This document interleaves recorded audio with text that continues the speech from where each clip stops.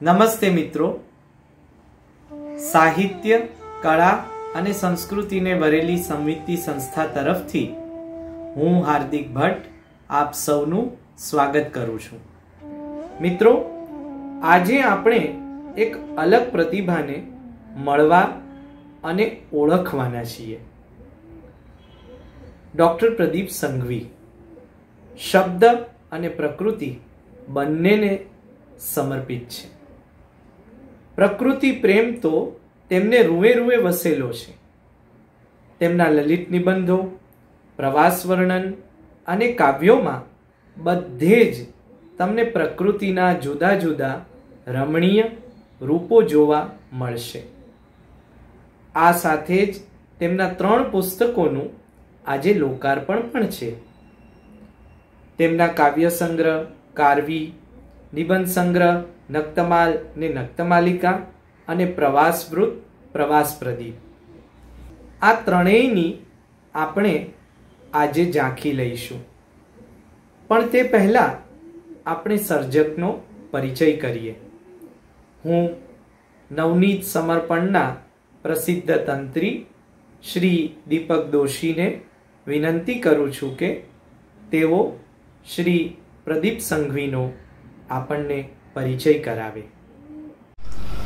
પ્રદીપભાઈનો ખરો પરિચય તો કોઈ વૃક્ષ, કોઈ પંખી, કોઈ ઝાડ, કોઈ ઝરણું, કોઈ તળાવ કે પર્વત જ આપી શકે. કારણ કે પ્રદીપભાઈની એમની સાથે અંતરંગ મૈત્રી છે. આપણે ઓળખીએ છીએ એના કરતાં પ્રદીપભાઈને જંગલ વધુ સારી રીતે ઓળખે છે. અને એ જ રીતે પ્રદીપભાઈ પણ આપણા માણસ કરતાં જંગલને વધુ સારી રીતે ઓળખે છે. જાત્રાળુઓનો સંઘ નીકળે એની જવાબદારી સંઘપતિ એટલે કે સંઘવીની હોય. પ્રદીપભાઈની જાત્રા મોટે ભાગે જંગલની બને. એમના સંઘમાં અવારનવાર જોડાવાનું પણ બન્યું છે. અમારું મોટા ભાગનું મળવાનું નેશનલ પાર્કના જંગલમાં જ થયું છે. મોટે ભાગે એકલા ચાલતા હોય તો ક્યારેક સાયકલ પર, હાથમાં લાકડી હોય, ગળામાં દૂરબીન હોય. માણસ જંગલમાં એકલો કઈ રીતે અને કેટલો વખત ટકી શકે છે, કેવી રીતે રહી શકે છે, એનો એ સાચો પરિચય છે. એમાં પ્રદીપભાઈ અવશ્ય ડૉક્ટર છે. જંગલ તમારી ઊભી કરેલી એક વ્યક્તિતા જે હોય છે એને ભૂસી નાખે છે. તમારે તમારા અહંકારને 0 લેવલ પર લાવી દેવો પડે છે. પછી જંગલની હવા જ તમારી દવા બની જાય. આવી દવા અને આવી દાક્તરી બંનેમાં પ્રદીપભાઈ માસ્ટર છે. પ્રકૃતિ એમના રોમે રોમમાં વસી છે. એટલે જ એમની બધી કૃતિઓમાં પ્રકૃતિ અનાયાસ આવી જ જાય. પુસ્તકો ઉપરાંત એમણે પ્રકૃતિ વાંચી છે. એટલે એમનું જ્ઞાન ગોખેલું નથી, અનુભવેલું છે. પ્રકૃતિના સૌંદર્યનું એમણે આકંઠ પાન કર્યું છે. હાલમાં જ પ્રગટ થયેલા એમના 3 પુસ્તકો એનું જ જાણે મહિમા ગાન છે. નિબંધો, પ્રવાસ વર્ણનો અને કાવ્યો બધામાં એમણે માણેલું પ્રાકૃતિક સૌંદર્ય પારાવાર નીતરે છે. આપણને સુદ્ધા એના આહલાદક વન વિહાર કરાવવામાં આપણને મજબૂર કરી દે. આપણે સૌ એમના સંઘમાં સામેલ થઈ પોતાને રડિયાત કરીએ. એમને અનેકાનેક શુભેચ્છાઓ. આભાર. Thank you Deepak. Thank you હાર્દિકભાઈ. મિત્રો, આપણે પુસ્તકોમાં પ્રવેશ કરીએ તે પહેલા આ સૃષ્ટિમાં એટલે શબ્દ અને પ્રકૃતિની સૃષ્ટિમાં મારો પ્રવેશ કઈ રીતે થયો તેની થોડી વાત. તે દ્વારા આ પ્રવેશ કરાવનાર વ્યક્તિઓનું પણ હું તર્પણ કરી દઉં. મારો જન્મ બોરીવલીમાં, સદભાગ્ય બાજુમાં જ બોરીવલી નેશનલ પાર્ક. નાનપણથી પિતાજી, અમે તેમને ભાઈ કહેતા, તે અવારનવાર નેશનલ પાર્ક લઈ જતા. ઘણીવાર કેનેરી પણ. મારા બંને કાકાઓના ઘર બાજુમાં જ હતા. ઘણું ખરું અમે એક ગાડું ભાડું કરી નાખીએ. સ્ત્રી અને બાળકો ગાડામાં બેસે, પુરુષો સાથે સાથે હિંડે. અમે પણ ચડસમાં ઘણીવાર થોડું ઘણું ચાલીએ, વળી પાછા ગાડામાં બેસીએ, એવું આછું સ્મરણ છે. નાનપણથી ભાઈ અમને બહાર ગામ પણ લઈ જતા. ભાઈને ફરવાનો શોખ, પ્રકૃતિ ભ્રમણનો શોખ, નવું નવું જોવા જાણવાનો શોખ. ક્યારેક પૂના, ક્યારેક લોનાવલા, ક્યારેક દેવલાલી, ક્યારેક વતનમાં, રહેતા સેનેટોરિયમ કે ધર્મશાળામાં. સાથે એક બે કઝિન ભાઈ બહેન પણ હોય. રહેતા કરકસ હતી, જોકે એ બાબતનો તો અમને ત્યારે ખ્યાલ જ નહોતો, પણ રહેતા મોજથી. યાત્રા સસ્તી પણ સિદ્ધ. આપણામાં કહે છે ને કે સસ્તું ભાડું ને સિદ્ધપુરની જાત્રા. એટલે રખડવાનો ચસ્કો મને પણ લાગ્યો. વાંચવાનો નાદ તો લાગી ચૂક્યો હતો. વાંચવામાં કોઈ અવનવા સ્થળોની વાત આવે તો ચિત્ત ત્યાં ચોટે. ખણખોદ કરું, મળે એટલી માહિતી મેળવું અને નીકળી પડું. એમ ભારત ભમવા લાગ્યો. તો મિત્રો, જે કંઈ થોડું ઘણું ભ્રમણ કર્યું તેમાંથી થોડું ઘણું લખ્યું, થોડું ઘણું પ્રગટ થયું, તેમાંથી આ પુસ્તક થયું. તે મારું પ્રવાસનું પુસ્તક, પ્રવાસ પ્રદીપ, હું મારા પિતાશ્રીને અર્પણ કરું છું. મિત્રો, 8મા ધોરણનો પહેલો દિવસ. વર્ગ શિક્ષક ભક્તિબેન દવે. ઓળખ વિધિ. બેને પોતાનો ટૂંકો પરિચય આપ્યો. પછી વિદ્યાર્થીઓનો વારો. મારો આ વારો આવ્યો. મેં નામ કહ્યું. તમે જ સ્ટાન્ડર્ડ ફર્સ્ટ આવ્યા છો ખરું? હા બેન, મેં માથું નમાવીને કહ્યું. સરસ. બીજું શું કરો છો? બીજું એટલે જાતે લખો છો કાંઈ? ના. ત્યારે લખો કંઈક પોતાનું, મૌલિક લખો. વાંચો, વિચારો, કલ્પના કરો, ગોઠવો. કંઈક નવું લખો, કરો. સ્ટાન્ડર્ડ ફર્સ્ટ હોવું પૂરતું નથી. નવી દિશા ખુલી. વાંચવાની ભૂખ તો હતી જ. ઘણું વાંચતો, થોડું થોડું લખવા માંડ્યું. બેનને બતાવતો. બેન સુધારતા, મઠારતા, ઉત્સાહ વધારતા. બીજા કેટલાક ગુરુજનોએ પણ રસ લીધો. લખવા માંડ્યું તેની પહેલાથી કુદરતનો શોખ વળગ્યો હતો. રખડવું, ડુંગરા ચડવા, એવું બધું ગમતું. સૌંદર્ય જોઈને સ્પંદનો થતા. હવે શબ્દો ફૂટવા લાગ્યા. કવિતાએ પગલા માંડ્યા. તો મિત્રો, મારું કવિતાનું પુસ્તક કારવી હું પૂજ્ય ભક્તિબહેનને અર્પણ કરું છું.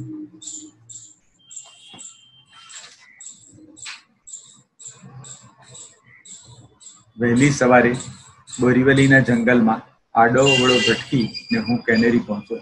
વેસ્ટની બસ આવીને ઊભી હતી. સવારમાં પાછી જતી બસમાં ભાગ્યે જ કોઈ મુસાફર હોય.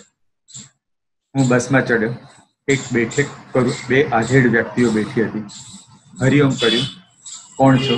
ક્યાં છો? થયું. પછી મારી લાઠી સામે જોઈ અને તેમાંના મોટા લાગતા ભાઈએ કહ્યું, અહીં આની કોઈ જરૂર નથી.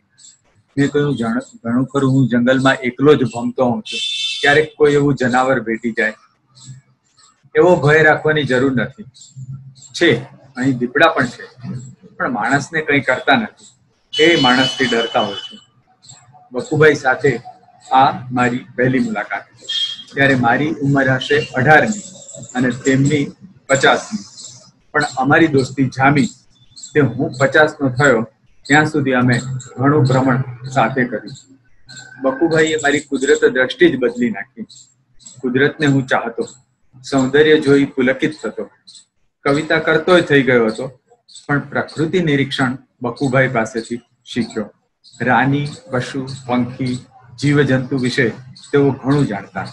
આમ કુદરત ચાહતના ગોમુખ ભાઈ હતા તો ગંગોત્રી બકુભાઈ હતા. મિત્રો, બકુભાઈની વાત કરવા બેસું તો એનો જ અલગ કાર્યક્રમ થઈ જાય. મારા નિબંધ પુસ્તકમાં તમને અવારનવાર તેમનો ભેટો થશે. મારું લલિત નિબંધોનું પુસ્તક નક્તમાલ ને નક્તમાલિકા હું તેમને અર્પણ કરું છું. આ તેમને માટે શતાબ્દી વંદના પણ છે. ક ખ ઘ ની દુનિયામાં આ શી વાત છે? હું પ્રદીપભાઈને જ વિનંતી કરું છું કે આ દુનિયાની આપણને સૌને ઝલક દેખાડે. સંસ્કૃત ભાષા બહુ મજાની છે. જાણો છો ક, ખ, ગ, ઘ એટલે શું? શાળામાં રઘુવંશનો એક શ્લોક ભણવામાં આવતો. રઘુકુળના રાજાઓનું એક વિશેષણ હતું, આ ના ક રથ વર્તમાના. એટલે ક એટલે સુખ, અક એટલે સુખ નહીં તે દુઃખ, ન અક ના ક એટલે જ્યાં દુઃખ નથી તે એટલે સ્વર્ગ, આ ના ક એટલે સ્વર્ગ સુધી, એટલે જેમના રથ સ્વર્ગ સુધી સંચરે છે તેવા રાજાઓ. ખ એટલે આકાશ, ખેચર એટલે આકાશમાં ઉડે તે અર્થાત પક્ષીઓ. સુખ એટલે સારું આકાશ, દુઃખ એટલે ખરાબ આકાશ. દેખીતું છે કે અહીંયા આકાશનો શાબ્દિક અર્થ ભૌતિક અર્થ નથી. ગ એટલે જનાર, પૂર્વગ એટલે આગળ જનાર, નગ એટલે જે જાય જ નહીં તે અર્થાત પર્વત, નગાધિરાજ એટલે પર્વતોનો રાજા હિમાલય, આશુગા એટલે ઝડપથી જનારી નદી, ઘ એટલે પુણ્ય, અઘ એટલે પુણ્ય નહીં તે પાપ. કર્ણાટકની એક નદીનું નામ સરસ છે, અઘનાશિની, પાપનો નાશ કરનારી. તો મિત્રો, અવનવા આકાશમાં ખ વિહર્યો, ગ ઘણા સુખ આનંદ પામ્યો, ક ઠેર ઠેર પુણ્ય દર્શન કર્યા, પુણ્ય સલીલા, પુણ્ય ગિરી, પુણ્ય અરણ્ય, પુણ્ય નગરી. આમ ક ખ ગ ઘ માં રમમાણ રહ્યો. મિત્રો, આ ક ખ ગ ઘ ની રખડપટ્ટીની થોડીક વાતો કરીએ. દીકરીઓને હું નાનપણથી વનબગડામાં લઈ જતો. એકવાર દ્વિષાને લઈને તુલસી તળાવ ગયો, સાયકલની બેબી સીટ ઉપર બેસાડીને.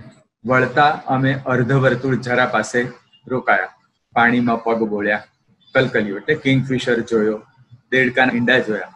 હવે રસ્તે પાછા આવીને જોઉં તો સાયકલમાં પંક્ચર. હવે શું કરવું? નેશનલ પાર્કનું ગેટ ત્યાંથી 8 કિલોમીટર દૂર, એટલું ચાલીએ પછી જ સાયકલનું રિપેરિંગ થઈ શકે. ધાર્યું હતું હું ત્વિષાને બેબી સીટ ઉપર બેસાડીને લઈ જઈ શક્યો હતો, પણ મને થયું કે ચાલો જોઈએ તો ખરા કેટલું ચાલે છે. એટલે અમે ચાલ્યા. જવાનું ધીમે ધીમે હતું એટલે જોવાનું પુષ્કળ હતું. શરૂઆતમાં જોયું કે આગલા પૈડાની જે ધાતુની રિંગ હોય એના ઉપર એક ઈયળ બેસી ગઈ હતી. એટલે પૈડું જેમ ફરે તેમ ઈયળ ઉપર ચડે અને નીચે ઉતરે, એટલે જાણે ઈયળનું ચકડોળ, મેરીગો રાઉન્ડ. નિશાને મજા પડી ગઈ. આગળ શિમળાનું એક ફૂલ ખરીને પડ્યું. તો હવે શિમળાના ફૂલમાં પુંકેસર 100-150 જેટલા હોય, એટલે ગાલ ઉપર ફેરવો તો ગલી પછી થાય. અને જે શિમળાના ઝાડ ઉપર ફૂલો જ ફૂલો ભરેલા હોય ત્યાં તો પંખીઓનો મેળો હોય, એટલે કાગડા, કબૂતર, કોયલ, બુલબુલ, લલેડા, પોપટ, જાત જાતના પંખીઓ ત્યાં હોય. આ શું બોલે છે પપ્પા? એ કુકડીયો કુંભાર. કેવો હોય? હમણાં દેખાશે, જો. અને જોયો, કાગડાનો કાકો જાણે. આ શું હતું ઘાસમાં? સાપની માસી. આમ જોતા, સાંભળતા, વાતો કરતા કરતા ક્યારે પાર્કને દરવાજે પહોંચી ગયા ખ્યાલ પણ ન રહ્યો. આમ 3.5 વર્ષની બાળકી 8 કિલોમીટર ચાલી ગઈ. એમાં નહોતી દીકરીની કમાલ, નહોતી એના બાપની કમાલ, હતી કુદરતની. મિત્ર, છેલ્લી પરીક્ષા આપ્યા પછી હું 8 દિવસ ભાવનગર જિલ્લામાં પગપાળા ફરવા નીકળ્યો. એક ગામની સીમમાં ભરવાડ મળ્યો, સાથે ડાંગ. રામ રામ કરીને મેં કહ્યું, ભાઈ આવી ડાંગ મળી શકે? તો કહે, લ્યો રાખો, આ તો તમારે ખપની છે, હું બીજી લઈ લઉં. રાખો રાખો, અમને તો ઘણી મળી રહે. ઠીક, શું આપવું આનું? આનું વળી શું લેવાનું? ઘણો આગ્રહ કર્યો, માન્યો નહીં. છૂટા પડતા કહે, સાંભળજો મિત્રો, છૂટા પડતા કહે, આનાથી કંઈ કરમ ન બાંધતા. હરિશ્ચંદ્રગઢનું ચઢાણ આકરું હતું. પહોંચતા સાંજ પડી ગઈ. થાક ઉતાર્યો, પેટ પૂજા કરી. રાત મુકામ મંદિરમાં જ હતો. આખા પહાડ ઉપર અમે અને બીજી એકાદ મંડળીના થોડા સદસ્યો હતા. રાત ઘેરાણી, આકાશ ઝગમગવા લાગ્યું, આકાશ ગંગા વહેવા લાગી. તેવામાં બીજી મંડળીની એક યુવતીએ ગાવાનું શરૂ કર્યું. હિન્દી ફિલ્મ સંગીતના સુવર્ણ કાળના ગીતો એક એકથી ચઢી હતા. હવા થંભી ગઈ. અમે અવાક સાંભળતા રહ્યા. લતા મંગેશકરના અમર ગીતો તો કેટલીય વાર સાંભળ્યા છે, પણ આ પરિસરમાં આ કંઠનો જાદુ કંઈ જુદો જ હતો. એ કિન્નરીનો ચહેરો મહેરો કશું જ યાદ નથી. કેવળ તેના ચહેરા ઉપર પડતો દીવાનો આછો ઉજાસ અને સંગીતની લહેરીઓનું કંપન હજુ જોઈ અનુભવી શકું છું. એકવાર જોગના ધોધથી મેંગલોર જવા માટે અમે રાતની બસ પકડી. રાત અંધારી, રસ્તો પહાડી જંગલોનો. બસ ચકરાવા લેતી ચાલી જાય. ગામડા છૂટા છવાયા અને તે લાંબે અંતરે. હું બારી બહાર જોયા કરું. શું દેખાય? ઝાડી ગીચ, ઝાડવા ઊંચા, ઝાડ, છોડ, વેલા, કંઈ ઓળખાય નહીં. કાળા કાળા ઓળા એકબીજાને ભટકાતા. એમની વચ્ચેથી ક્યાંક કોઈક તારલો દેખાઈ જાય. અલ્યા કોણ તું? ત્યાં તો બસ વળી જાય. થોડી ક્ષણો પછી વળી દેખાય, પણ આ તે ઓલો કે વળી બીજો કોઈ? કાંઈ ગમ પડે નહીં, દિશા ઓળખાય નહીં. રોબર્ટ ફ્રોસ્ટની સિતાંશુભાઈએ અનુવાદ કરેલી કવિતા યાદ આવે. જાણે અવનવા ચકડોળમાં બેઠો છું, જે ગોળ ગોળ ઘૂમે અને આગળ પણ ધપે. જેમ ભયથી રૂવાડા ઊભા થઈ જાય તેમ આનંદથી પણ. અને બંને હોય તો આ અંધાર સફર યાદગાર થઈ ગઈ. રોબર્ટ ફ્રોસ્ટની જે કવિતાનો ઉલ્લેખ પ્રદીપભાઈએ કર્યો તેના અનુવાદક ડૉક્ટર સિતાંશુ યશશ્ચંદ્ર આજે આપણી સાથે છે. તેમના મુખે કવિતા પાઠ સાંભળવો એક અનેરો લાવો છે. હું આદરણીય કવિ શ્રી સિતાંશુ યશશ્ચંદ્રને આ કવિતા સંભળાવવા વિનંતી કરું છું. કવિવર રોબર્ટ ફ્રોસ્ટ એમની લોસ્ટ ઇન હેવન એ રચના એનો ગુજરાતી અનુવાદ. બ્રહ્માંડમાં ભૂલા પડેલા માણસની કથા. એક અડાબીડ રાતે કાળા વાદળ જરાક વિખરાતા એ આગેનું સ્થળ ઉઘડ્યું જ્યાં જન્મે ટીપા ઝાકળના. એક નાનકડા બાંકોરામાં શોધે આંખો અધીર પ્રાણ, મનમાં નોંધી રાખી તી મેં તે નિશાનીઓ નભની પુરાણ. પણ એ રાતે આકાશમાંના એ ટુકડામાંના તારા ઝાઝા નહોતા વળી એક જ નક્ષત્રે વસનારા. ને કોઈ એકલ તારો પણ એવો મોટો પરિચિત નહોતો કે સહેજ મેને તે ઓળખી કાઢું કે ફલાણો તું તો. આમ આકાશમાં ભૂલા પડી જઈ, એકલ વાયા થઈ જઈ મેં પૂછ્યું ક્યાં છું હું? ને ઝટ ઉમેર્યું જોજો કહી પાડતા તમે. મેં વાદળોને ચેતવ્યા, વિખરાઈને રખે સહેલું બનાવતા કહેવું, હજી તો ખૂબ અનુભવવા દો મને આ મારું બ્રહ્માંડમાં ભૂલું પડવું. મિત્રો, હવે આપણે શ્રી પ્રદીપ સંઘવીના સર્જનમાંથી થોડું આચમન કરીએ. તેમના પ્રવાસ પુસ્તકોમાંથી એક અંશનું પઠન કરવા હું શ્રી મિહિર શેઠને વિનંતી કરું છું. મિહિરભાઈ એક આગળ પડતા ચાર્ટર્ડ એકાઉન્ટન્ટ છે, પણ શોખ અને પ્રકૃતિથી તેઓ નાટ્ય જગત સાથે સંકળાયેલા છે. આવો સાંભળીએ. નમસ્કાર. મહારાષ્ટ્રમાં આંબોલી નામનો વિસ્તાર છે. એની રમણીયતાની આ વાત છે. ત્યાંથી થોડેક જ દૂર કુંભવડે છે, જે એના ધોધ માટે પ્રસિદ્ધ છે. આ વાત છે, આ પ્રવાસ છે આંબોલીથી કુંભવડે તરફ જતા રસ્તા પર થયેલા અનુભવોની, એના અલૌકિક સૌંદર્યની. તો પ્રસ્તુત છે આ પ્રવાસ વર્ણનનું પઠન. ચૌકોલ આંબોલીથી 10 કિલોમીટર. રસ્તો અતિ સુંદર.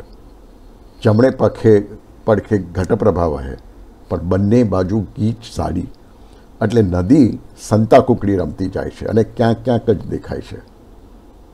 પણ જ્યાં જ્યાં દેખાય ત્યાં એ સુંદરી ચુંબકની જેમ ખેંચે છે અને ન દેખાય ત્યારે તરસાવે.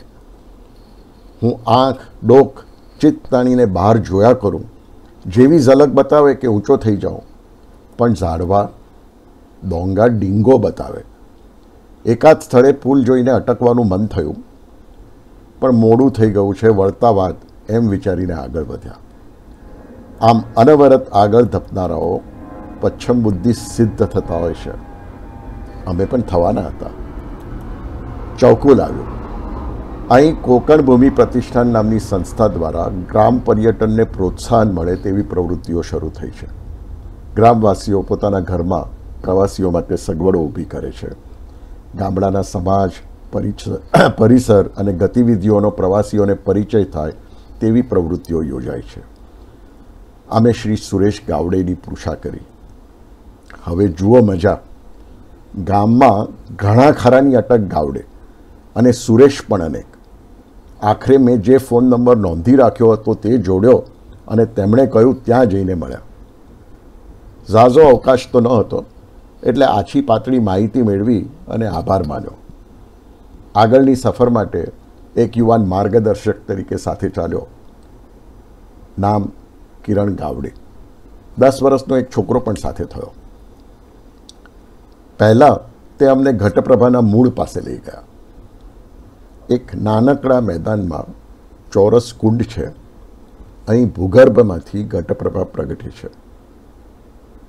બાજુમાં નાનકડું મંદિર છે.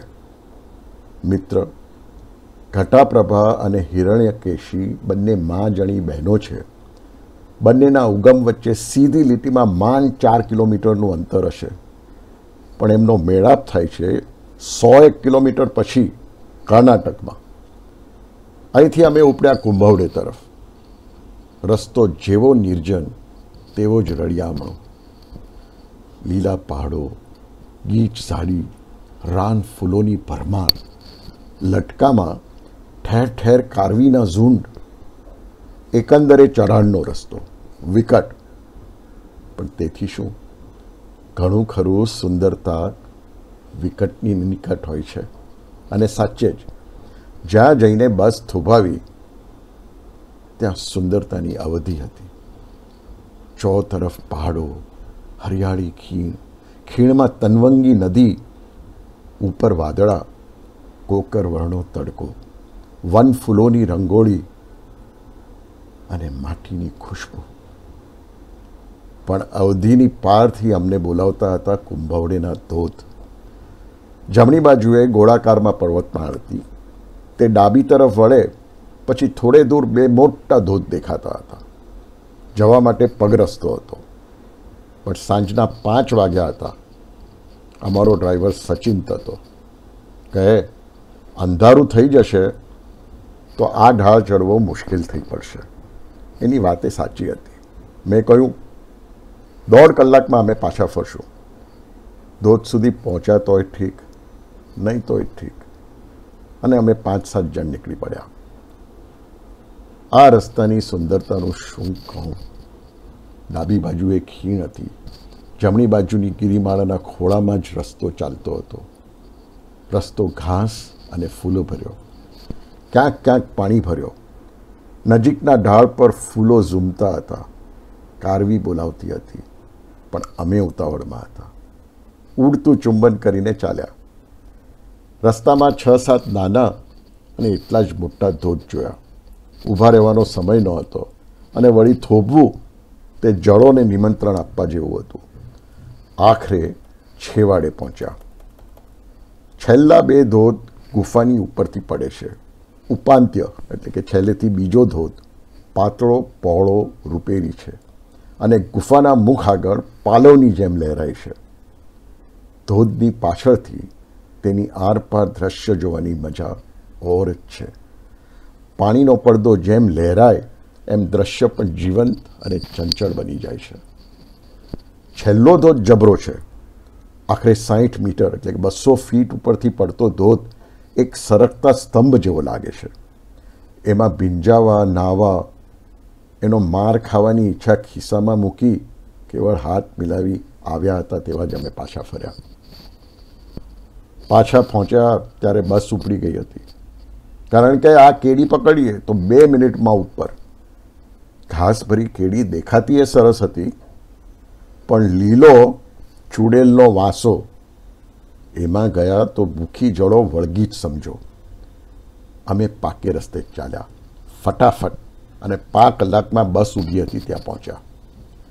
બસ ઉપડી ચોકુલ પહોંચતા અંધારું થઈ ગયું. ઘટપ્રભા દેખાતી ન હતી, પણ એનો ઘૂઘવાટ શું કહેતો હતો તે સમજવું અઘરું નહોતું. મેં એની દિશામાં જોઈને ધીમેથી કહ્યું, ઇન્શાઅલ્લાહ ફરી મળીશું. નમસ્તે. સર્જકના સર્જનને તેના પોતાના જ કંઠે માણીએ. નક્તમાલ નક્તમાલિકા નિબંધ સંગ્રહમાંથી મૃદુલ ભાસ્કર આ લલિત નિબંધનો પાઠ કરવા હવે આપણી સમક્ષ આવી રહ્યા છે આદરણીય ડૉક્ટર પ્રદીપ સંઘવી. મૃદુલ ભાસ્કર. સાંજ પડી, નાવનું એન્જિન ચાલ્યું ઘર, પણ નાવ ચાલી નહીં. ધક્કા પાસે પાણી છીછરા હતા. વળી દિવસની મોટી ઓટનો સમય, સાંજના 5:30. કહો તો કઈ તિથિ હશે? મને યાદ આવ્યું, બપોરે સાપની પણ એવી જ દશા થઈ હતી. કિહિમના દરિયાકાંઠે ફરતા સાપ જોયો, પાણીથી 30 મીટર દૂર, સાવ નિશ્ચેષ્ટ.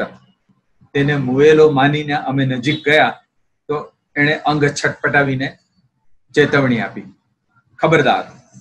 1.25 મીટર લાંબો, પુષ્ટ, ચપટી પૂંછડીએ ઓળખાણ આપી, આ તો દરિયાઈ સાપ. મોટી ભરતીના પાણી એને અહીં ફેંકીને ચાલી ગયા હતા. પાણીનો આ જીવ અહીં રેતીમાં લાચાર સૂતો હતો. અમારા સાથી આઇઝેકે લાકડીથી એનું માથું દબાવી બોચીથી પકડ્યો. કહે, નાગના ઝેર કરતા આનું ઝેર 10 ગણું કાતિલ હોય છે. વળી આના ઝેરનું મારણ પણ ભારતમાં મળતું નથી, સિંગાપોરથી મગાવવું પડે.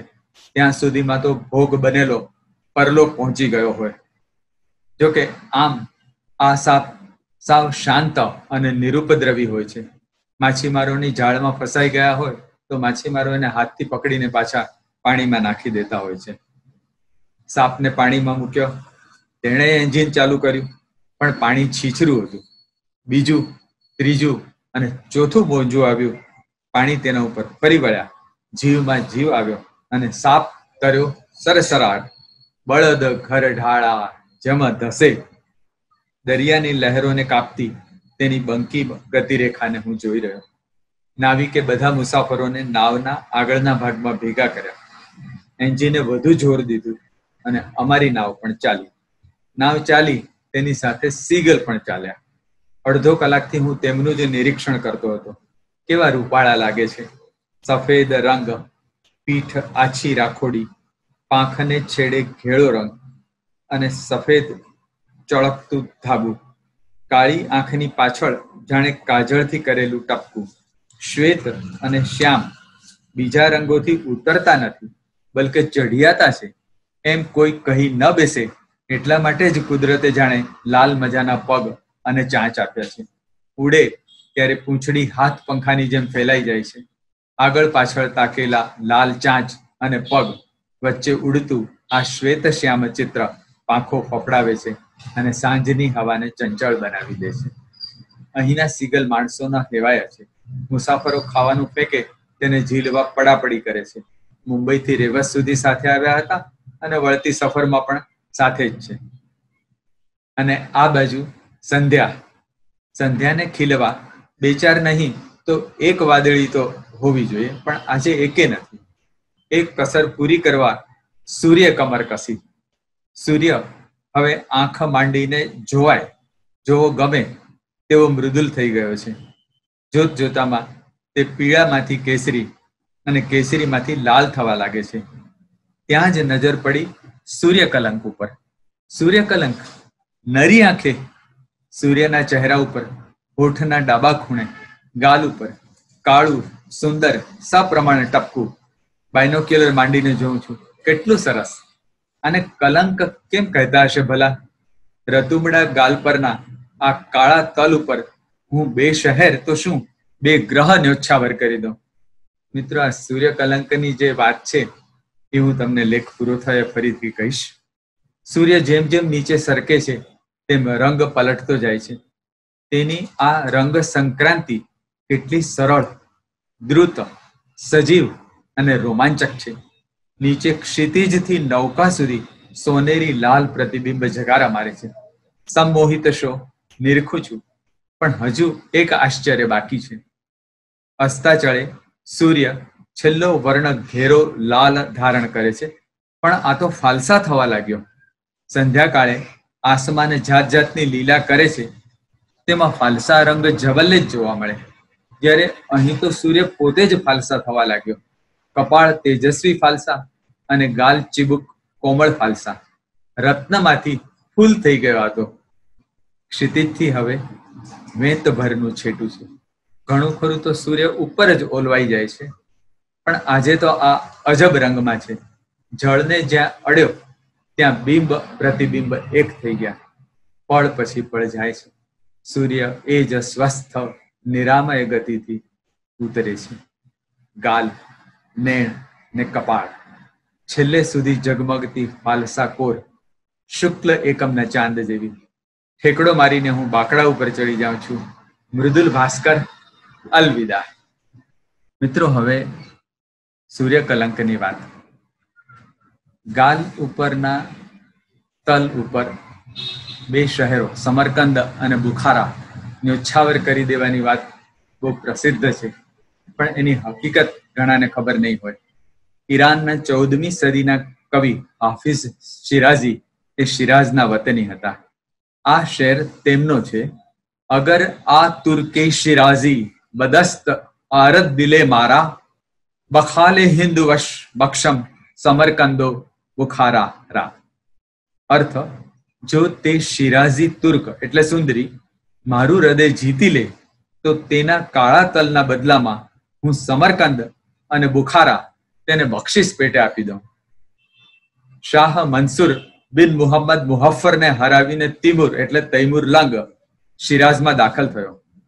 તેણે હાફિઝને બોલાવીને કહ્યું, મેં મારા વતનના શહેરો સમરકંદ અને બુખારાને આબાદ કરવા માટે બીજા દેશોને પાયમાલ અને ખેદાન મેદાન કરી નાખ્યા છે, અને તમે એ 2 શહેરો તમારી પ્રિયતમાના તલના બદલામાં આપવા તૈયાર થઈ ગયા.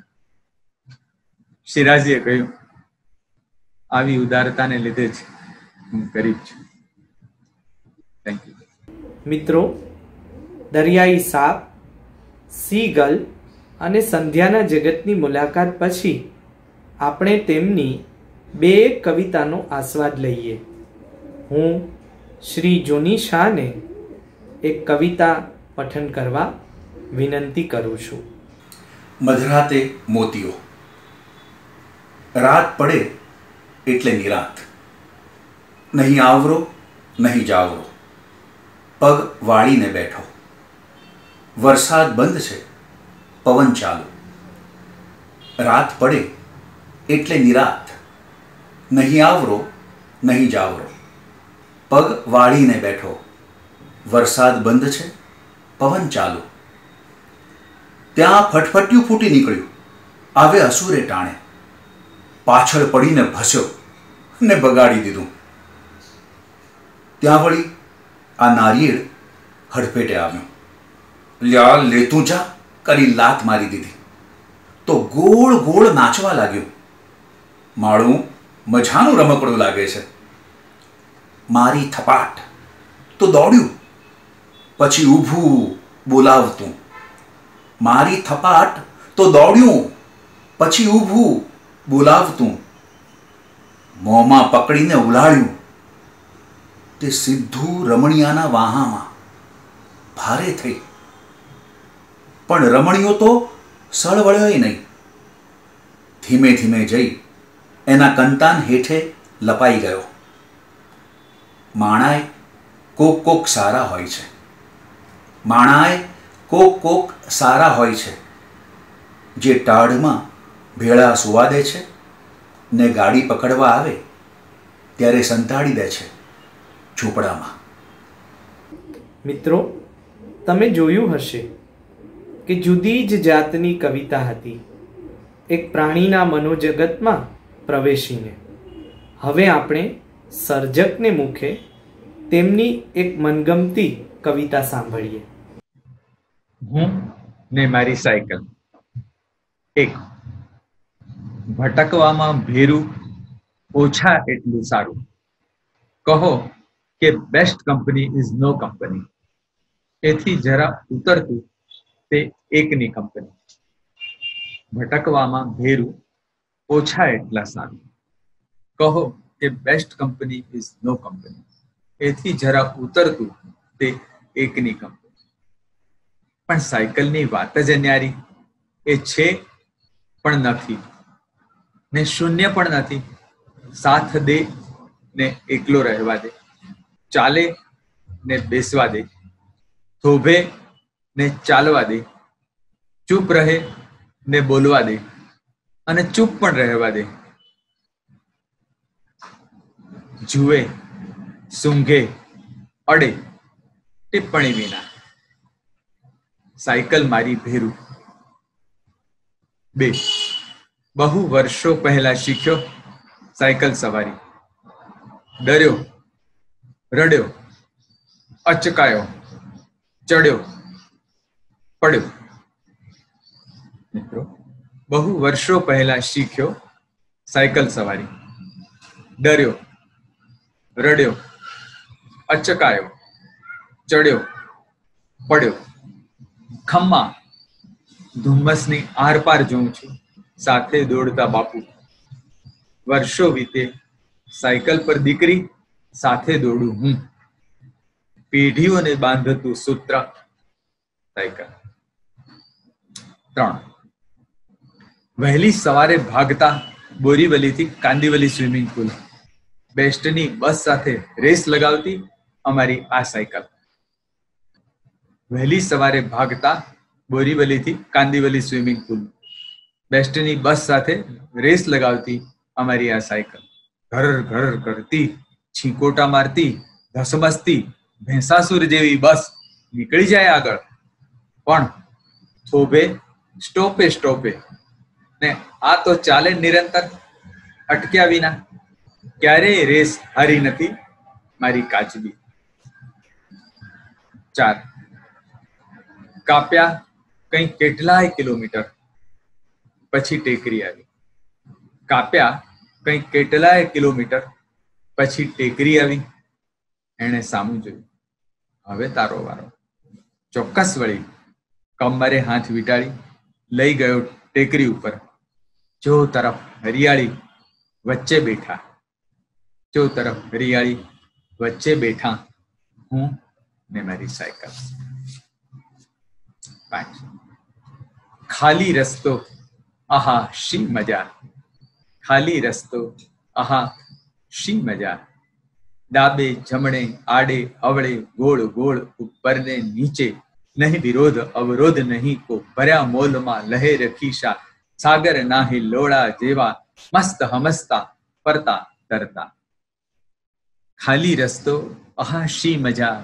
ડાબે જમણે, આડે અવળે, ગોળ ગોળ, ઉપર ને નીચે, નહીં વિરોધ અવરોધ નહીં કો. ભર્યા મોલમાં લહેર ખીશા, સાગર ના હિલ્લોળા જેવા, મસ્ત અમસ્તા ફરતા તરતા હું ને મારી સાયકલ.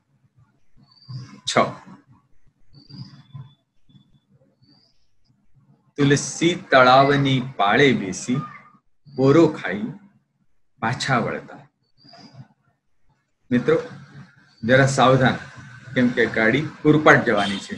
તુલસી તળાવની પાળે બેસી કોરો ખાઈ પાછા વળતા, ઢાળ ઉતરતા, સાવ લપસતા, સરતા તરતા, ઉછળતા ને ઉડતા જાતા, વનો વિંધતા, પહાડ કૂદતા, પવન સોસરા, ઝુમ ઝુમ જબકારા જેવા જીવંત વીજળી નાચ મકારા, હું ને મારી સાયકલ. 7. આજે મજા પડી ગઈ મારી સાયકલને. આજે મજા પડી ગઈ મારી સાયકલને. નાવ ધક્કે આવી કે તેડી લીધી, મૂકી નાવમાં. સરકતી નાવ, સોનેરી જળ, કુમળી સવાર. સરકતી નાવ, સોનેરી જળ, કુમળી સવાર. સાયકલ થઈ ગઈ સવાર. 8. સડક વિજન ટાપુની વચ્ચે ચાલ્યા બંને. ઓલું આગળનું જેમ ઝડપનું ગીત હતું, આ મંથર ગતિનું ગીત છે. સડક વિજન ટાપુની વચ્ચે ચાલ્યા બંને. ગોળ ગોળ હિલ્લોળ ઉછળે, સામું રસતું ધુમ્મસ. અહો ચો તરફ આવી ઘેરે, કહો કોણ ને ક્યાં છું? અહો ચો તરફ આવી ઘેરે, કહો કોણ ને ક્યાં છું? અડખે પડખે પીલું આછા, લાલ પનરવા ફૂલો ઝાંખા. એથી આગળ કાંઈ ન દેખું. અણદેખ્યા દૈયડના ટહુકા, નેણો તાણી પેખું ન દેખું. ચાલ સખીરી, અલસ ગતિએ ચાલે જઈએ. ચાલ સખીરી, અલસ ગતિએ ચાલે જઈએ. આનામાંથી નથી નીકળવું. 9.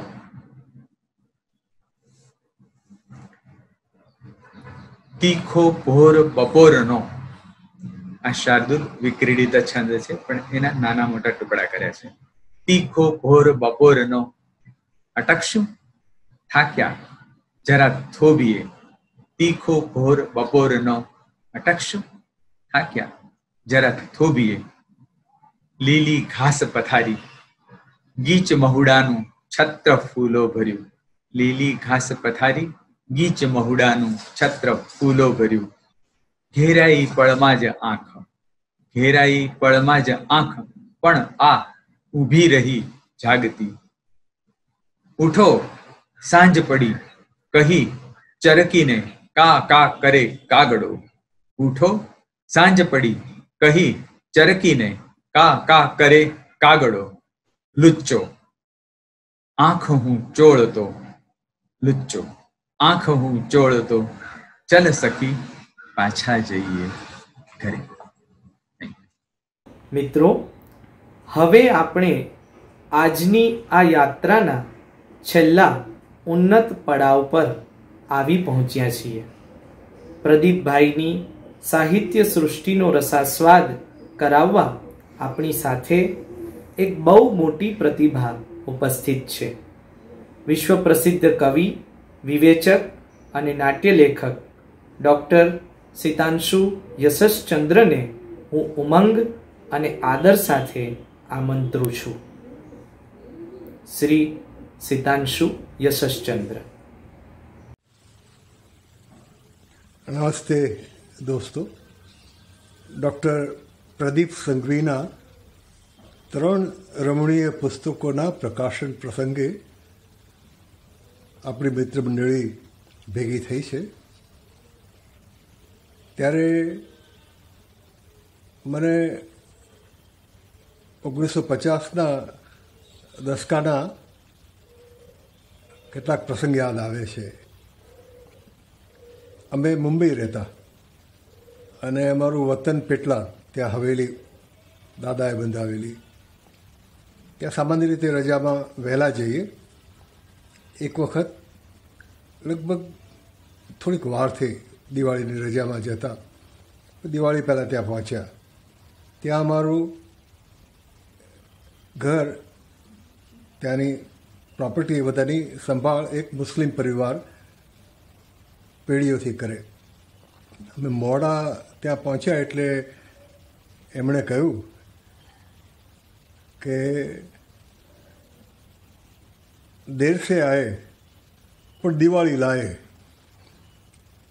તો દુરસ્તની જગ્યાએ દિવાળી એવો એમણે ફેરફાર કર્યો. પ્રદીપના 3 સુંદર પુસ્તકો જોઈ અને મને એ યાદ આવ્યું કે ડૉક્ટર પ્રકાશનમાં મોડેથી આવ્યા પણ દિવાળી લાવ્યા છે. આતશબાજીની દિવાળી નહીં, પણ દીવાઓથી, દીવડાઓથી ઝગમગતી દિવાળી. 3 પુસ્તકો છે. એક સુરેખ નિબંધોનો સંગ્રહ નક્તમાલ ને નક્તમાલિકા. બીજો પ્રવાસ પ્રદીપ, પ્રદીપ સંઘવી, પ્રવાસ પ્રદીપ. અને એમનો કાવ્ય સંગ્રહ કારવી. તો આ 3 પુસ્તકો અને 3 દીપમાળ હોય તો નક્તમાલ તો છે પણ દીપમાલ પણ છે અને શાંત તેજથી એ ઝગમગે છે. તો એ રમણીય છે, એટલે એમાં ક્રીડા કરવાનું મન થાય એવા પુસ્તકો છે. ખાસ કરીને નિબંધ સંગ્રહ અને પ્રવાસ કથાઓ અને અલબત્ત કાવ્યો. તો એમાં એની આ રમણીયતા એ શું છે? પ્રવાસ પ્રદીપ તો પ્રવાસ કથાની ગુજરાતીમાં જૂની પરંપરા છે. મોટે ભાગે દેશમાંથી વિદેશ કે પોતાના સ્થાનકથી થોડી દૂર જતા હોઈએ એવી પ્રવાસ કથાઓ હોય છે.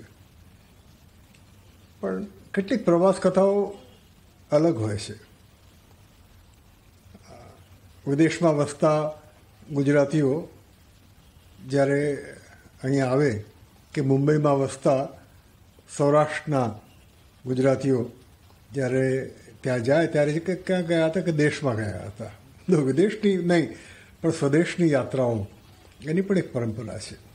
તો પ્રવાસ પ્રદીપ છે તે ખરેખર તો એ તો બોરીવલીમાં રહે છે. બોરીવલીના બહુ જાણીતા અને ચાહીતા ડૉક્ટર છે. પણ આ પ્રવાસ કથાઓ એમની જ્યારે વાંચીએ ત્યારે એમ લાગે કે આ વિદેશમાંથી સ્વદેશમાં જતા માણસે લખેલા કરેલા પ્રવાસોની આ કથા છે.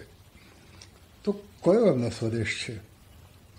આમ તો બોરીવલીમાં પોતાના સુંદર ઘરમાં એ રહે છે અને થોડે દૂર નેશનલ પાર્ક તો કહીએ કે જે રહે છે એ એમનું કામચલાઉ નિવાસ અને જ્યાં જાય છે જેવી રજા પડે તે એ નેશનલ પાર્ક એ એમનું ઘર. પણ એવું નથી. આ માત્ર નેશનલ પાર્કના પ્રવાસી નથી અને એ અમુક જ અર્થમાં પ્રકૃતિના પ્રવાસી પણ નથી. એ સૌની સાથે એમને જ્યાં એકાંત મળે અને છતાંય સહવાસ પણ મળે એવી જગ્યાના પ્રવાસી છે. એક રીતે જોઈએ તો એ પ્રસન્નતાના પ્રવાસી છે. એમની મર્યાદા પણ એ છે. એ પ્રસન્નતાના નિબંધકાર, પ્રવાસ વર્ણનકાર અને કવિ છે, પણ એ નરી પ્રસન્નતાના છે એવું ઘણી વખત લાગે કે માનવ સંદર્ભ ક્યાં. એમનું ઘર અને નેશનલ પાર્ક એ બે વચ્ચે જે બોરીવલી છે. એમના રોજ સાંજે જે દર્દીઓ આવે એમના દર્દનું જે બોરીવલી છે એ અહીંયા તો બહુ જાજુ દેખાતું નથી એમ કદાચ કોઈ કહે તો કવિએ એ વાત ધ્યાનમાં લેવી જોઈએ. પણ મારો મુદ્દો એ છે કે એ માત્ર અમુક ચોક્કસ અર્થમાં પ્રકૃતિ એવી વાત નથી. નાની નાની જગ્યાએ પણ એમને એટલી જ વિશાળ કુદરત મળે છે. તો મને જરા નવાઈ પમાડી ગયું અને છતાં આનંદ થયો. એવો એમનો એક નક્તમાલ અને નક્તમાલિકામાં નિબંધ છે, તિતીર્ષા, એટલે કે તરવા. એમને સંસ્કૃત ઘણું ગમે કવિને, અને સંસ્કૃત ખૂબ વાંચ્યું છે. કાલિદાસ અને વાલ્મીકી તો અહીંયા ભોળાભાઈના નિબંધ વાંચતા હોઈએ અને જેવું સાહિત્ય મળે તેવી રીતે મળે છે, પણ અહીંયા તદ્દન જુદી વાત છે. તિતીર્ષા તો ખરું, એ શીર્ષક તરવાની ઈચ્છા, પણ શૈલી અચાનક જ બદલાય છે. શરૂઆતથી તરવાનું હું કૂવામાં શીખ્યો, નદીમાં નહીં, તળાવમાં નહીં, કૂવામાં, સાગરમાં નહીં, મુંબઈમાં.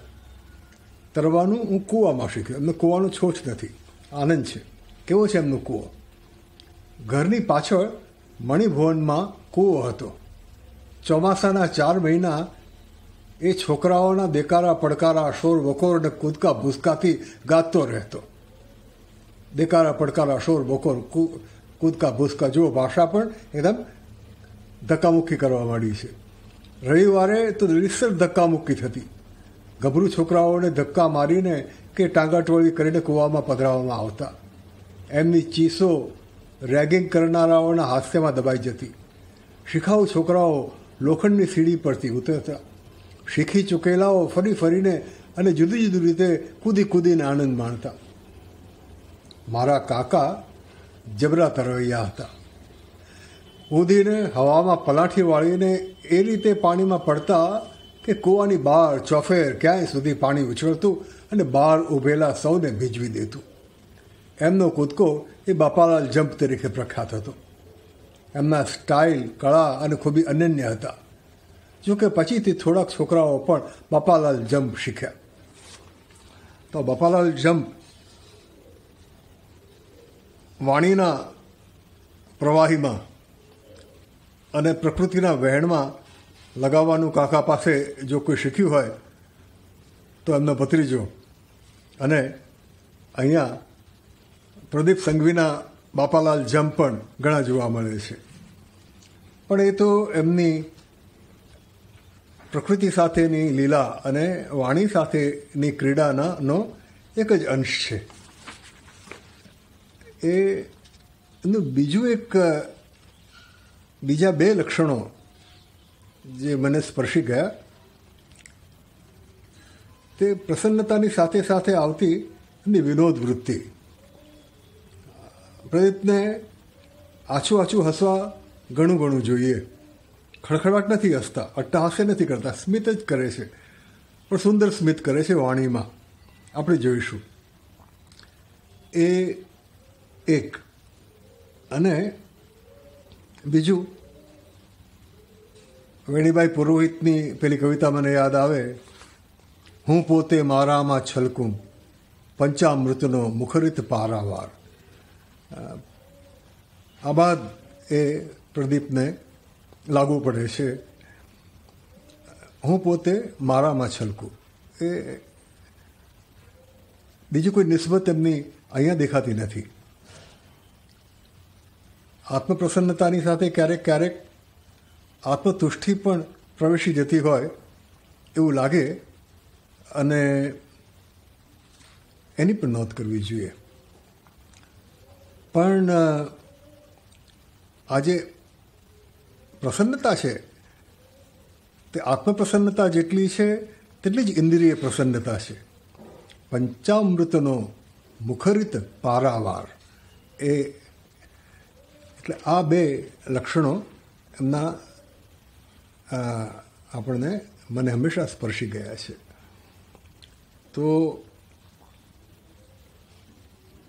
એ હવે આપણે જોઈશું. મિત્રો, નિસર્ગ નિબંધો બે જાતના હોય છે અને પ્રવાસ કથાઓ 3 જાતની. નિસર્ગ નિબંધો ઘણીવાર બીએસસી વિથ બોટની એના બીજા વર્ષમાં અભ્યાસ કરતા કોઈ વિદ્યાર્થી હોય, જે વળી સાથે સાથે બીએ વિથ ગુજરાતી એના અંતિમ વર્ષમાં પણ હોય, તો એવા એ લખેલા હોય છે.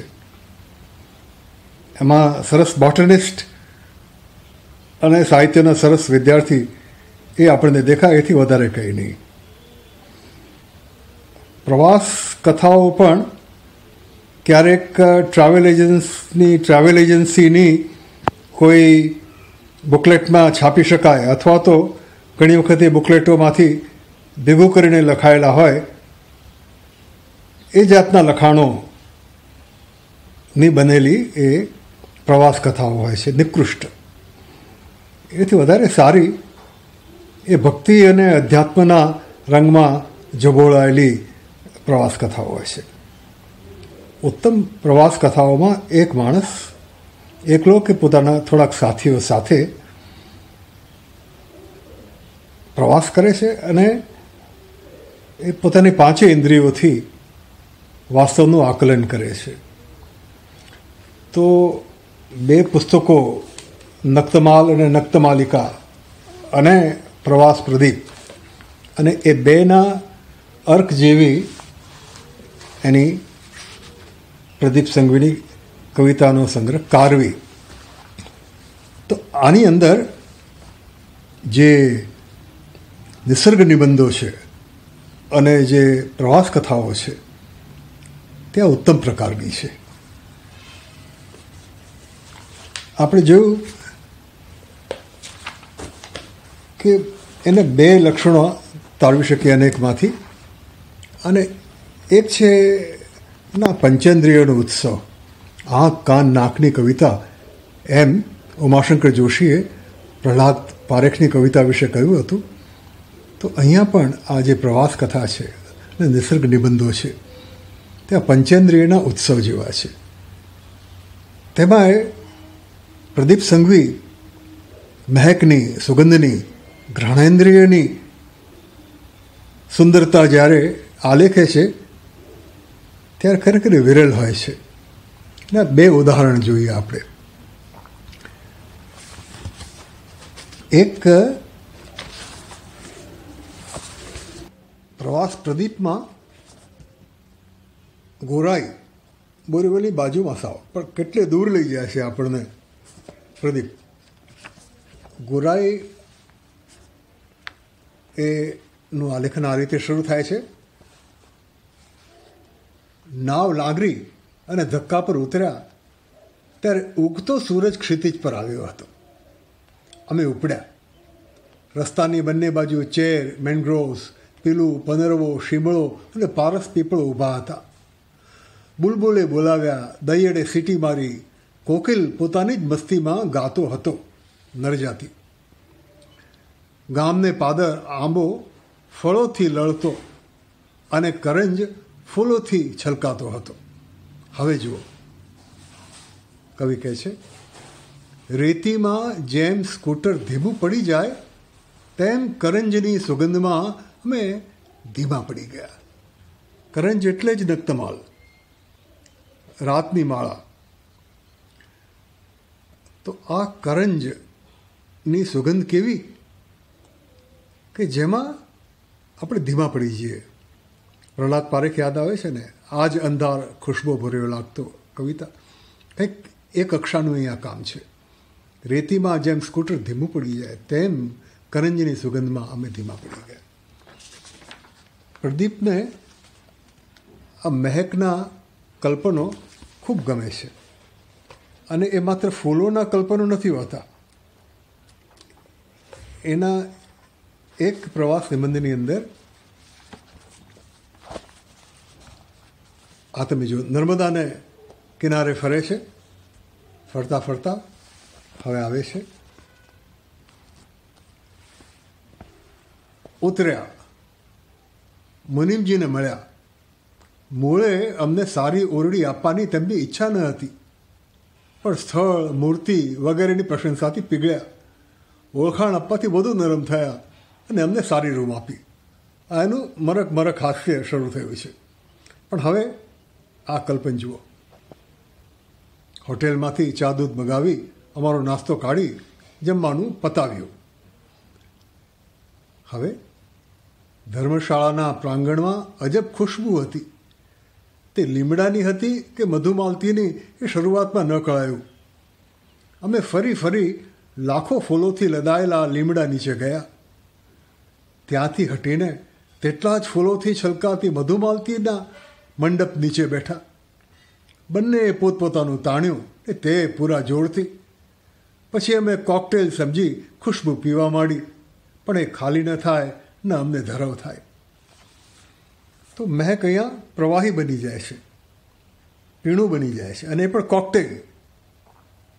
અને મુંબઈમાં આ તો નર્મદાને કિનારે છે, પણ એટલે આ જેનો છાક છે પંચેન્દ્રિયનો એ માણવા જેવો છે.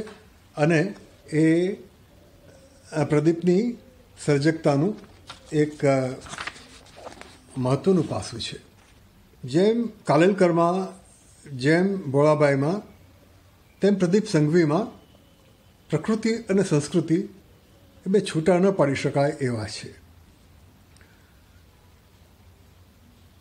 કાલિદાસ એને બહુ ગમે, વાલ્મીકે બહુ ગમે, પણ એક જગ્યાએ તો મને નવાઈ લાગી વાંચીને કે આ સાહિત્યના વિદ્યાર્થી નથી અને ગુજરાતી સાહિત્યમાંથી એ કેવો સંદર્ભ લઈ આવે છે.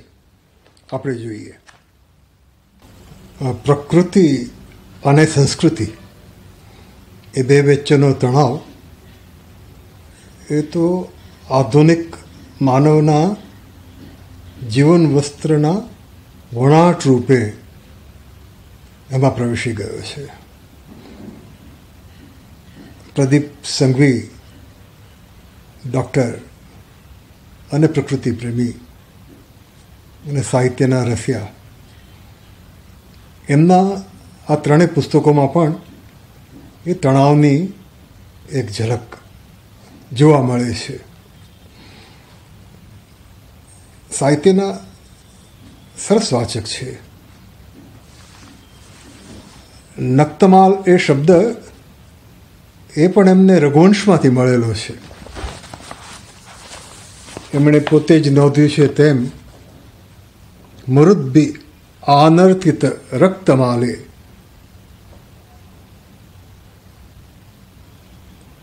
પવનમાં નાચતા રક્તમાલ વૃક્ષોની વાત એમને રઘુવંશમાંથી મળી છે. પણ એ જાણે છે કે આ સંસ્કૃતિ એ શું કરી શકે. એમનો એક પ્રવાસ નિબંધ શોભા અપરંપાર નારની એ ખડકી પાસે મહારાષ્ટ્ર અને ગુજરાતની સીમેરેખા પાસે એમણે કરેલા પ્રવાસમાંથી આવતો વિભાગ છે. પિંડવળથી નીકળતા મોડું થઈ ગયું.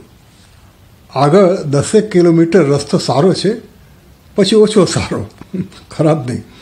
એ પાછો વિનોદનો સૂર. જે રસ્તાની બંને બાજુ ગીચ જંગલ, લીલા પહાડો પર રાખોડી વાદળા ને ખીણોમાં મટોડી રંગની નદી દેખાતી હોય એટલે ખરાબ કેમ કહી શકાય. તૂટ્યો ફીગટો હોય તો પણ. અધવચ્ચે એક સ્થળે અમે થોભી ગયા. ખીણમાં બિલકુલ યુ આકારની નદીનું વિસ્તીર્ણ દ્રશ્ય. આગળ 2 સ્થળે રસ્તા પરથી વરસાદી વહેલા પસાર થાય છે. એક જગ્યાએ રસ્તા પર 1 ફૂટના પાણી હતા. સાચવીને નીકળ્યા અને પહોંચ્યા ખડકી આશ્રમશાળા. સુજાતાબેન અતિથિ ગૃહમાં લઈ ગયા. ઓરંડામાં જ થંભી ગયા. ન હટે પગ ન નજર. સામે ધસમસથી ચોમાસું નદી મટોડી પાણી 100 મીટર હેઠવાસમાં કેમ હશે છે એવું સૂચન ઉઠતા ફીણ કરે. બાકી અત્યારે તો એની 2-3 ફીટ ઉપરથી પાણી વહે છે. તેની આગળ પથરાળ હશે, કેમ કે નદીનો ઘોર નાદ ત્યાંથી ઉઠે છે. અહીં નદી ખાંડા ઉઠાવી ધસતી સેના જેવી લાગે છે. અહીં નદી ખાંડા ઉઠાવી ધસતી સેના જેવી લાગે છે. ત્યાં ખાંડા ટકરાય ખણકાય છે અને યુદ્ધઘોષ ઉઠે છે. તેથી જરાક આગળ એક ઝરણું જમણેથી આવીને નદીમાં ઝંપલાવે છે. ત્યાં નદી ડાબો વળાંક લઈ ડુંગરાઓમાં ગુમ થઈ જાય છે. નદીની અંદર પણ યુદ્ધનું આલેખન આવે છે. નદીનું નામ નાર. તેની આ પાર ગુજરાત, પેલી પાર મહારાષ્ટ્ર. સુજાતાબેન કહે, આ તો આપણે આંકેલી રેખાઓ. બંને પાર એ જ પ્રકૃતિ, એ જ સમાજ. નદીમાં પાણી ઓછું હોય ત્યારે લોકો ડેમ પરથી ચાલીને આવજા કરે. આ ખડકી ગામમાં 50% વહુઓ સામે મહારાષ્ટ્રમાંથી આવેલી છે અને અહીંની 50% દીકરીઓ ત્યાં જાય છે. ઉતરીને નાર નદીને કિનારે જઈને ઊભો. વડના 2 પિતરાઈ ભાઈઓ કાંઠે ઊભા છે. વરસાદ પડવા લાગ્યો. નદીના સૂરમાં વર્ષાના સૂર ભળી ગયા. પવન ગાવા લાગ્યો. વળવાઈઓ ડોલવા લાગી. ટેકરીઓની પાટી ઉપર લીલું ચિત્ર ઉઠ્યું ને વાદળાઓએ પોતું મારી ભૂસી કાઢ્યું.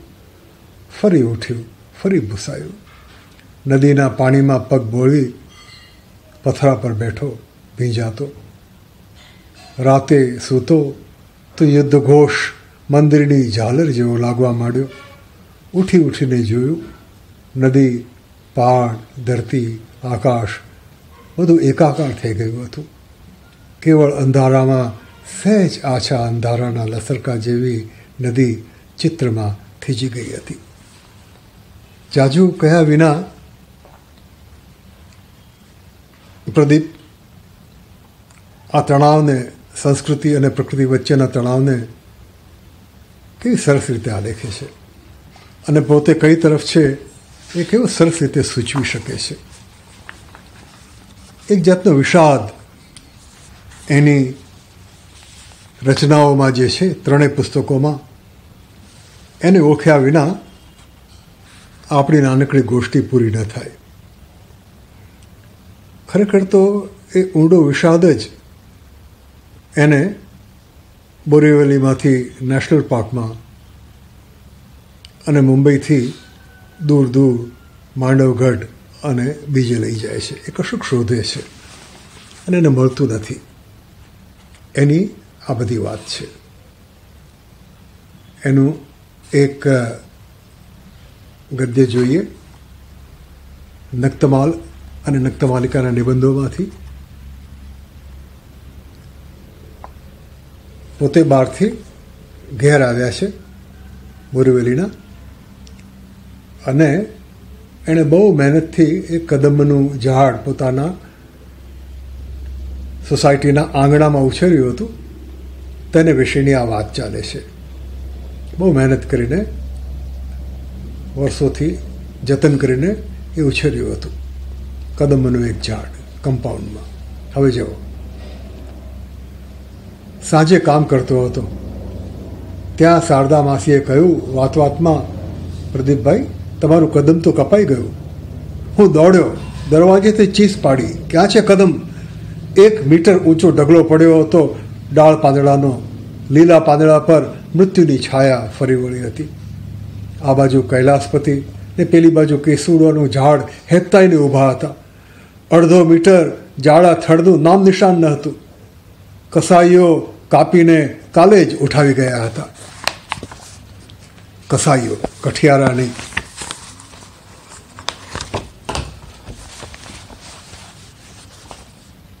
મેં જૂના પાડોશીઓને પૂછ્યું, કોણે ઝાડ કપાવ્યું? શા માટે? એક વડીલે કહ્યું, ઝાડ નમી પડ્યું હતું. પડત તો અમારી બાલ્કની પર જ પડત. જૂઠ, હળાહળ જૂઠ. હજુ આગલે દિવસે હું આવ્યો હતો. ટટાર, અડીખમ, અલમસ્ત, રોડકદાર મકાન પડી જાય ત્યાં સુધી ઝાડ તો પડવાનું જ ન હતું. હત્યાની ફરિયાદ થઈ, ક્યાંક અહેવાલ છપાયો, તપાસણી સરકારી તુમારશાહીમાં ક્યાંક અટવાઈને પડી છે. અહીં જમીન સરસા કપાયેલા થડનો નીચલો ભાગ છે, શામ પડી ગયેલો. આસપાસની જમીન પર જ્યાં કદમના પીળા ફૂલોનો ગાલીચો પથરાઈ જતો હતો ત્યાં સ્મશાનની રાખ ઉડે છે. ફરીથી જુલાઈની રાત, કાજળ ઘેરી, દરિયાના મોજા ખભે લઈ આવતો પવન, વાદળા અને વરસાદ. મધરાતે હું ભણકારા સાંભળું છું, પણ હું ક્યાં ડગ માંડું? મારા કદમ, મારા બાળ, મારા દોસ્ત, મારા હૃદય, હું તેને ક્યાં શોધું? તો આ વિલાપ એ પ્રદીપની સર્જકતાના મૂળમાં છે. તો છેલ્લે એની એક કવિતા વાંચીને આપણે સમાપન કરીએ.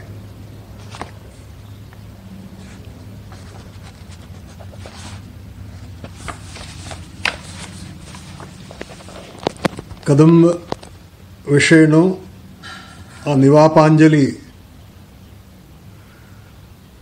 લેખ. અને હવે નક્તમાલિકા નદી, જેનું નામ કવિએ પોતે પાડ્યું છે. બોરીવલીના નેશનલ પાર્કમાં નક્તમાલો વચ્ચે વહેતી નાનકડી નદી નક્તમાલિકા. એને ઉદ્દેશીને કવિ કહે છે, નક્તમાલિકા તું માં, સખી, દીકરી મારી ને જંગલની. હું હોઉં કે ન હોઉં તું હશે, ને હું એ હોઈશ ક્યાંક તારામાં જ. તો એવી રીતે એની હયાતીને આજે આપણે સ્નેહવંદન કરીએ. અને હજી ઈચ્છા થાય ત્યારે એટલા પ્રમાણમાં એક સર્જક લખે એવા સંયમપૂર્વક એ લખતો રહે એ શુભેચ્છા. નમસ્તે. નમસ્તે. સંવેદીના આંગણે આજે એક રૂડો અવસર સંપન્ન થયો. ક ખ ગ ઘની દુનિયા એમ પ્રદીપ સંઘવીના 3 પુસ્તકોનું લોકાર્પણ સુપેરે પાર પડ્યું એનો વિશેષ આનંદ છે. આજના અવસરને સુજ્ઞ ભાવકો સુધી પહોંચાડવા માટે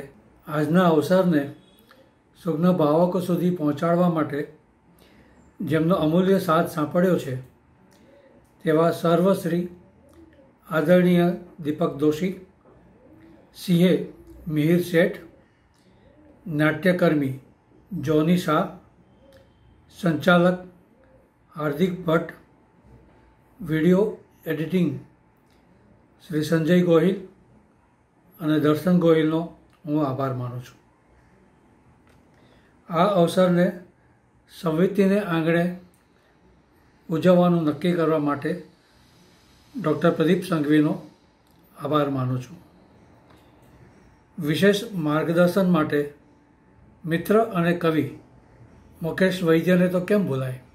પુસ્તક સર્જન, પ્રકાશન અને લોકાર્પણના આ પ્રથમ પ્રયાસ સમયે પુસ્તકોના અવલોકન અને મંગળ કાવ્યપાઠ કરવા માટે આદરણીય કવિ શ્રી સિતાંશુ યશસ્ચંદ્રનો લાગણીસભર આભાર.